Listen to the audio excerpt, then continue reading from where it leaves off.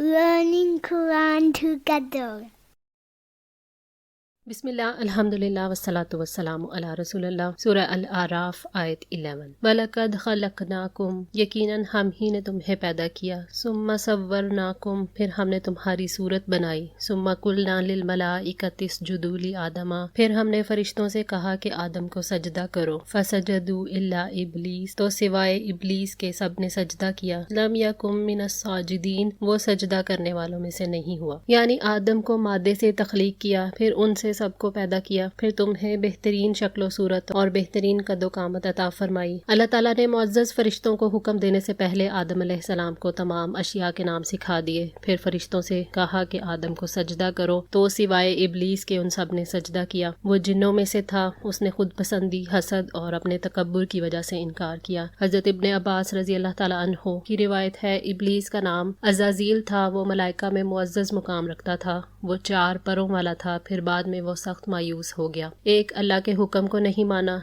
दूसरे फरिश्तों की जिस जमात में वो रहता था सजदा करते वक्त वो उस जमात से अलग हुआ, तीसरे उस नाफरमानी पर नादिम होने की बजाय तकब्बुर किया, खुद को बड़ा समझा और आदम अलैहिस्सलाम को हकीर समझा, लिहाजा उस पर अल्लाह ताला की लानत हुई और वो जलीलो ख्वार हुआ और ये लानत हमेशा के लिए उसका मुकद्दर बन गई। कौला माँ माना आका, फरमाया किसने मना किया तुझे, अल्लाह तसजुदा, के तू सजदा ना करे, इज़ अमरतुका, जबकि मैंने तुम्हें हुक्म दिया था। अल्लाह ताला ने इब्लीस से सवाल किया कि तूने उसे सजदा क्यों नहीं किया जिसे मैंने अपने हाथ से तख्लीक किया, यानी तुमने मेरी नाफरमानी करके मेरी तौहीन क्यों की। कौला अना खैरुम मिन्हु, उसने कहा मैं उससे बेहतर हूँ। खलक्तनी मिन नारिन, आपने मुझे आग से पैदा किया, व खलक्तहु मिन तीनिन, और उसे मिट्टी से पैदा किया है। इब्लीस ने अल्लाह ताला की मुखालफत करते हुए कहा कि मैं उससे बेहतर हूँ, तूने मुझे आग से और उसको मिट्टी से पैदा किया है। आग मिट्टी से अफजल है क्योंकि आग ऊपर को उठती है और मिट्टी नीचे की तरफ गिरती है। इब्लीस ने पैदाइश की बुनियाद पर फजीलत साबित करने के लिए ये दलील दी। कौला फहबित मिन्हा,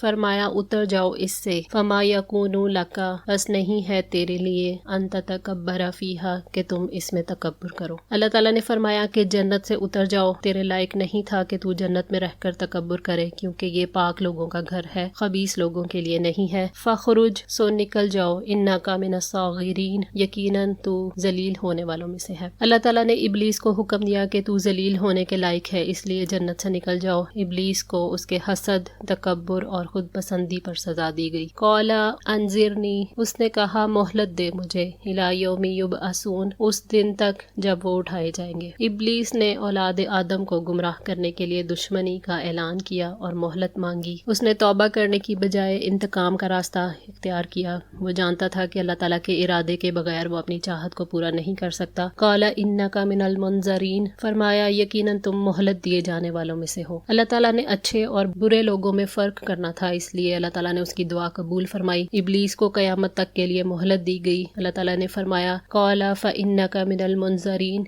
इला यौमिल वक़्तिल मालूम, अल्लाह ताला ने फरमाया बेशक तू मोहलत दिए गए लोगों में से है, ऐसे वक्त के दिन जो मालूम है।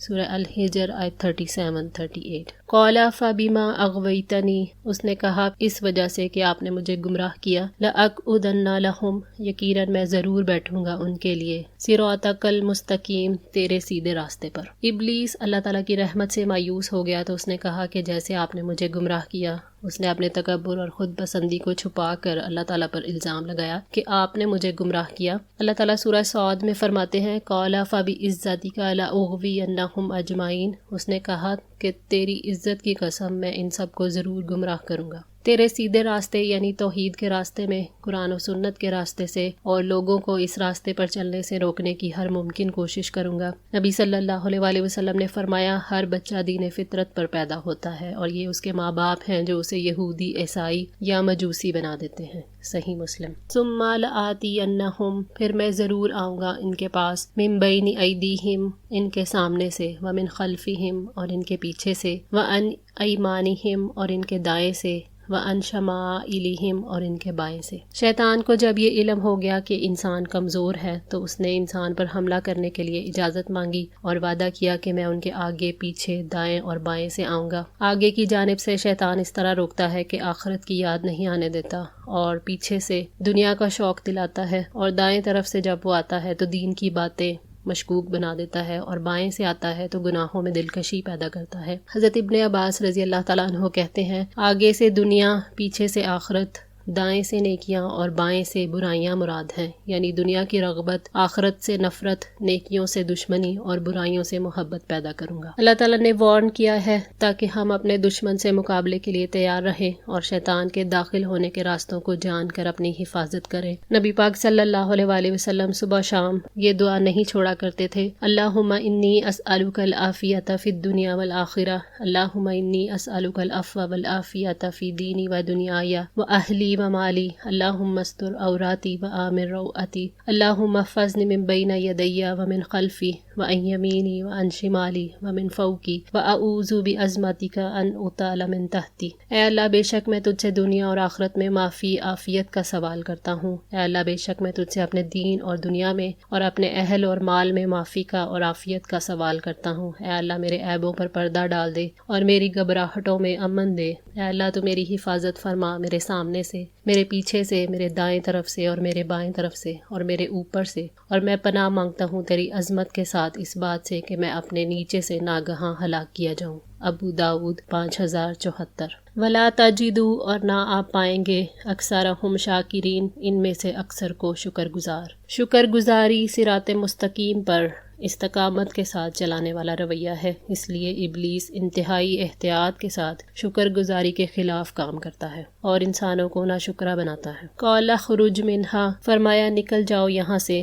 مذمومن، مذمت کیا ہوا، مدحورا، رحمت سے دور۔ اللہ تعالیٰ نے ابلیس کے جواب میں فرمایا نکل جاؤ، مردود ہو کر، یعنی ہر خیر اور بھلائی سے دور ہو کر، ذلت اور خواری سے نکل جاؤ۔ لمن تبعک منہم، یقیناً جو بھی ان میں سے تیری پیروی کرے گا، لأملأن، البتہ میں ضرور بھر دوں گا، جہنم منکم اجمعین، جہنم کو تم سب کے سب سے۔ اللہ تعالیٰ نے فرمایا میں جہنم کو تیری پیروی کرنے والوں سے بھر دوں گا۔ اللہ تعالیٰ کی طرف سے اعلان ہے، وہ لازمی طور پر جہنم کو سب نافرمان جنوں اور انسانوں سے بھر دے گا۔ وَيَا آدَمُ، اور اے آدم، اسکن انت وزوجک الجنۃ، آپ اور آپ کی بیوی دونوں جنت میں رہو۔ آدم اور ان کی بیوی کے لیے جنت اپنی وسعتوں کے ساتھ کھلی ہوئی تھی، جنت میں انہیں آزادی تھی، جس چیز کو جیسے چاہیں استعمال کریں۔ فَكُلَا مِنْ حَيْثُ شِئْتُمَا، اور جہاں سے چاہو دونوں کھاؤ، وَلَا تَقْرَبَا هَٰذِهِ الشَّجَرَةَ، اور دونوں اس درخت کے قریب نہ جاؤ۔ اللہ تعالیٰ نے آدم اور ان کی بیوی کو یہ حکم دیا تھا کہ جنت میں جہاں سے جو چاہیں کھائیں، مگر ایک درخت کے پاس نہیں جانا۔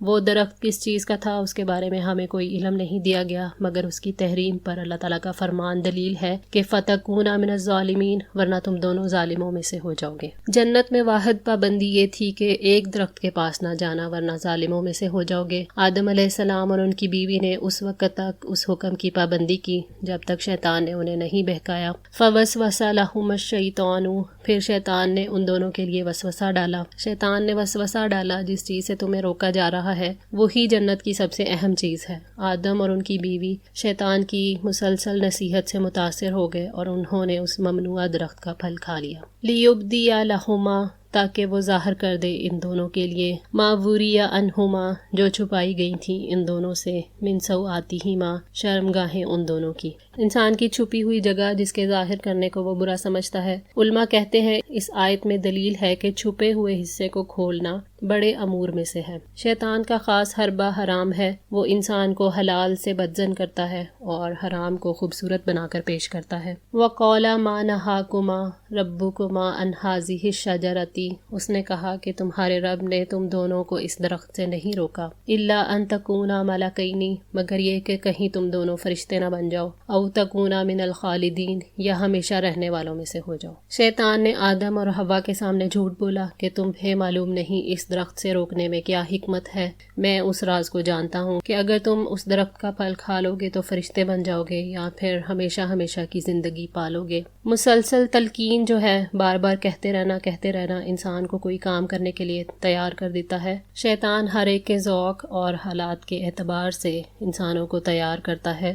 آج کے لیے اتنا ہی۔ دعا ہے اللہ تعالیٰ ہماری اس کوشش کو قبول فرمائے، ہماری غلطیوں کوتاہیوں کو معاف فرما کر ہماری اصلاح فرمائے۔ جزاکم اللہ خیر، والسلام علیکم ورحمۃ اللہ وبرکاتہ۔